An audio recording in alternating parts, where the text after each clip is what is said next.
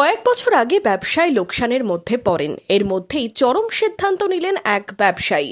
হরিহরপাড়ার কাঞ্চননগর মল্লিকপাড়া এলাকার ঘটনা। জানা গেছে, শুক্রবার সকালে বাড়ি থেকে ওষুধ আনতে যাচ্ছি বলে বের হন কাঞ্চননগর মল্লিকপাড়ার ফারুকুজ্জামান নামে ওই ব্যক্তি। কিছুক্ষণ পর পরিবারের সদস্যরা জানতে পারেন ওই ব্যক্তি কীটনাশক খেয়ে আত্মহত্যার চেষ্টা করেছেন। পরিবারের সদস্যরা তাকে উদ্ধার করে মুর্শিদাবাদ মেডিকেল কলেজ হাসপাতালে ভর্তি করলে সেখানেই সন্ধেই প্রাণ যায় ওই ব্যক্তির। ঋণে ফেসে গেছিল নাকি, তাই শুনতে পাওয়া যাচ্ছে। কালকে সকাল 10টার দিকে বাড়ি থেকে বেরিয়ে গেছে ওষুধ নিয়ে আসতে যাবে বহরমপুর।